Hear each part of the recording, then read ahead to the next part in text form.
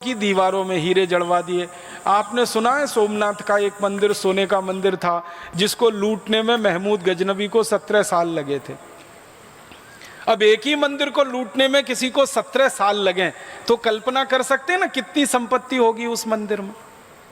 महमूद गजनवी के समय में लिखी गई एक पुस्तक है, वो पुस्तक ये बताती है कि मंदिर की दीवारों में जड़े हुए हीरों को निकालने का काम 17 साल तक वो करते रहे और तब भी जाके पूरे हीरे नहीं निकाल पाए वो मंदिर की दीवारों से।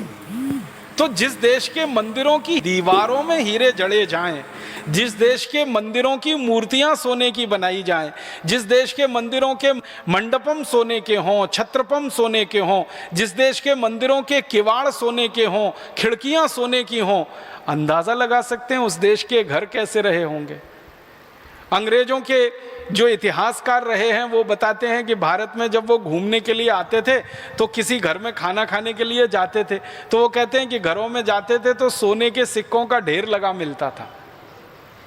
ये जो अंग्रेजों का एक बड़ा अधिकारी रहा ना, टीवी मैकॉले, जिसने भारत की शिक्षा पद्धति बदली, कानून पद्धति बदली, न्याय पद्धति बदली, वो खुद कहता है कि वो जब भी भारत के किसी व्यक्ति के घर में गया सोने के सिक्कों का उसने ढेर देखा और जब उसने पूछा कि ये सोने के सिक्के कितने हैं तो जो भारतीय व्यक्ति उसने कहा गिने नहीं है क्योंकि हमारे पास फुर्सत नहीं है गिनने की, हम तो तौल कर रखते हैं सोने के सिक्के। इसलिए सारी दुनिया की नज़रें भारत पर टिकी रहीं और इसलिए भारत के बारे में अंग्रेजों ने एक उपमा दी कि ये सोने की चिड़िया है, ये सोने की चिड़िया है। तो ये सोने की चिड़िया मतलब सोने से भरपूर, चांदी, हीरे, जवाहरात, मोती, माणिक से भरपूर देश रहा। ऐसा देश था। अगर ऐसा देश था तो संपूर्ण स्वदेशी और स्वावलंबी ही रहा होगा, उसके अलावा ये देश बन नहीं सकता ऐसा। तो उसकी खोज जब हम लोग करते हैं आजकल और आगे भी करते रहेंगे तो पता चल रहा है कि इतना स्वदेशी और स्वावलंबन इस देश में रग रग में भरा हुआ था कि ये देश अद्भुत बना। अब मैं मूल बात पे आ रहा हूँ कि भारत का ये जो स्वावलंबन और स्वदेशीपन था ये आया कहाँ से? तो ये आया हमारी ग्रामीण अर्थव्यवस्था में से। अंग्रेजों के आने के पहले तक भारत की अर्थव्यवस्था को दो हिस्सों में बांटकर अगर हम देखें तो एक थी नगरीय अर्थव्यवस्था और एक थी ग्रामीण अर्थव्यवस्था। जो ग्रामीण अर्थव्यवस्था थी वो मूल में थी और नगर की जो अर्थव्यवस्था थी वो ग्रामीण अर्थव्यवस्था पर आधारित हुआ करती थी। मतलब सीधे शब्दों में कहूँ तो गांव हमारे संपूर्ण स्वावलंबी हुआ करते थे और नगर हमारे गांव के ऊपर निर्भर हुआ करते थे। मतलब सीधा सा ये है कि गांव में उत्पादन होता था और नगर में जाकर वो बिका करता था। गांव कैसे हुआ करते थे? जिन अंग्रेज इतिहासकारों ने भारत की ग्रामीण अर्थव्यवस्था पर अध्ययन किया है और जिन अंग्रेज शासकों ने भारत की ग्रामीण अर्थव्यवस्था को तोड़ा है, दोनों के आधार पर मैं बात करता हूं आपसे। कुछ अंग्रेज ऐसे आए जिन्होंने भारत की पूरी ग्रामीण अर्थव्यवस्था को तहस नहस कर दिया, तोड़ दिया। उनमें से एक अंग्रेज था, उसका नाम था डलहौजी, जिसके बारे में मैं बहुत बार कह चुका हूं। ऐसे ही एक अंग्रेज था विलियम वेंटिंग, जिसने भारत की ग्रामीण अर्थव्यवस्था को पूरा तार तार कर दिया। तो जिन अंग्रेजों ने भारत की ग्रामीण अर्थव्यवस्था को तोड़ा उन्होंने भारत में क्या देखा गांव में, और जिन अंग्रेजों ने भारत की ग्रामीण अर्थव्यवस्था पर अध्ययन और अभ्यास किया इतिहासकार के रूप में, उन्होंने क्या देखा भारत के गांव में, तो वो मैं उनके ही शब्दों में सुनाता हूं। एक अंग्रेज इतिहासकार लिख रहा है भारत के गांव के बारे में। वो ये कह रहा है, भारत के बहुत सारे गांवों में गया, अध्ययन किया और अध्ययन करने के बाद वो पहला एक वाक्य लिखता है गांव के बारे में कि भारत के गांव में बाहर से सिर्फ एक चीज आती है और वो है नमक। फिर से सुनिएगा, अंग्रेजी में लिखा हुआ कोटेशन है, उसका मैं हिंदी कर रहा हूं। वो ये कह रहा है कि भारत के गांव में बाहर से बस एक ही चीज आती है, वो है नमक, और बाकी सब चीजें गांव से बनकर शहरों में जाती हैं, नगरों में जाती हैं। तो नमक एक ऐसी चीज है जो भारत के गांव में आया करती थी बाहर से, बाकी कोई वस्तु भारत के गांव में नहीं आया करती थी। ऐसा अंग्रेजों के 200 इतिहासकार अपनी किताबों में लिख रहे हैं। कुछ नहीं आता था, सब भारत के गांव में होता। गेहूं, चना, चावल, दाल, मटर। और एक अंग्रेज इतिहासकार ने तो बड़ी मेहनत की है कि भारत के एक एक गांव में क्या क्या होता था उसकी सूची बनाई है। तो आप हैरान हो जाएंगे, एक एक गांव में 2-2 हजार से ज़्यादा वस्तुएं पैदा होती थी। गेहूं, चना, चावल, दाल, मटर, तो ये तो उंगलियों पे गिने जाने वाले नाम है ना। ऐसी 2000 से ज़्यादा वस्तुएं भारत के अधिकांश गांवों में पैदा हुआ करती थी। और गांव कितने थे इस देश में? लगभग 7,50,000 के आसपास गांव थे अंग्रेजों के आने के पहले। और इन गांवों में उत्पादन की 2-2 हजार चीजें जब हुआ करती थी, उन्हीं चीजों से हमारे देश में उद्योग चला करते थे।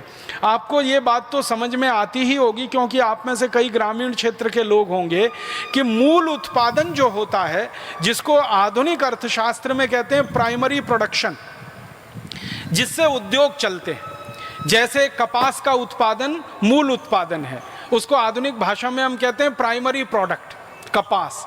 जैसे गेहूं का उत्पादन मूल उत्पादन है, उसको कहते हैं प्राइमरी प्रोडक्ट। चने का उत्पादन मूल उत्पादन है। हमारे देश के गांव में मूल उत्पादन होने वाली 2000 से ज़्यादा वस्तुएं थी। अब उनका संशोधन और प्रोसेसिंग करके शहरों में सामान जाने के लिए तैयार होता था। तो गांव में उत्पादन का बड़ा भारी तंत्र था। गांव में कपास से लेकर हर तरह की चीज़ पैदा होती थी। गांव में कपास होती थी, कपास का सूत बनता था, सूत का कपड़ा बनता था, कपड़ा बाज़ारों में बिकता था, शहर के बाज़ारों में बिकता था, यूरोप के बाज़ारों में बिकता था। इसी तरह गांव में रेशम होती थी, रेशम के उत्पादन से सूत बनता था, उस सूत से रेशमी कपड़ा बनता था, वो रेशमी कपड़ा दुनिया भर के बाज़ारों में बिका करता था। तो गांव की अर्थव्यवस्था को थोड़ा हम अध्ययन करते हैं। मैं इसके विस्तार में नहीं जाना चाहता, संकेत में कह रहा हूं कि हर तरह की चीज़ गांव में पैदा होती थी।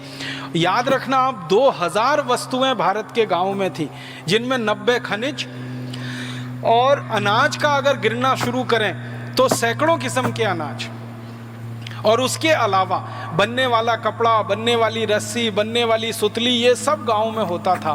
और ये सारा काम जो गांव में होता रहा, इसको करने के लिए लोग कौन थे? हमारे देश में कारीगर लोग हुआ करते हैं, वो गांव समाज के सबसे अभिन्न अंग थे। भारत की ग्रामीण अर्थव्यवस्था 150 साल पहले तक ऐसी थी कि 18 किस्म के कारीगर सभी गाँव में होते थे। सब गाँव में लोहे का काम करने वाले लोहार, सोने चांदी का काम करने वाले सुनार, कपड़े को बुनने वाले बुनकर, रुई आदि कपास को सूत बनाने वाले धुनकर, तेल निकालने वाले तेली, ऐसे बांस का और लकड़ी का काम करने वाले बढ़ई, ऐसे 18 किस्म के कारीगर सब गांव में होते थे। तो ऐसे कारीगरों पर आधारित, किसानों पर आधारित बहुत खूबसूरत गांव की व्यवस्था इस देश में चला करती थी। और एक बात बताऊं कि भारत में अंग्रेजों ने बहुत अध्ययन किया है गांव की न्याय व्यवस्था पर और गांव की चिकित्सा व्यवस्था पर। तो पता चलता है कि भारत की सारी न्याय व्यवस्था ग्राम पंचायत आधारित हुआ करती थी। गांव पंचायतें लगा करती थी और उनमें बड़े से बड़े फैसले हुआ करते थे। और ऐसे पंचायतें लगा करती थी, 1 गांव की पंचायत, 5 गांव की पंचायत, 10 गांव की पंचायत, 20 गांव की पंचायत। झगड़ा जितना बड़ा, पंचायत उतनी बड़ी, ये मूल सिद्धांत होता था। झगड़ा जितना छोटा, पंचायत उतनी छोटी। और गांव में ये जो सरपंच और पंचों की व्यवस्था होती थी, ये पूरी न्याय व्यवस्था का ही हिस्सा होती थी। और उसमें सारे झगड़े, सारे फैसले हुआ करते थे। और महत्व की बात ये होती थी कि उन झगड़ों और फैसलों में वादी भी संतुष्ट होता था, प्रतिवादी भी संतुष्ट होता था, क्योंकि न्याय करने वाला व्यक्ति निष्पक्ष होता था और वो धर्म की कसम खा के न्याय किया करता था। तो न्याय व्यवस्था में हम स्वावलंबी थे, उत्पादन में और उद्योग में हम स्वावलंबी थे। और इसी तरह से गांव की चिकित्सा व्यवस्था चला करती थी। लगभग इस देश के हर गांव में कम से कम एक वैद्य होता था और हर 5 गांव में एक सर्जन होता था।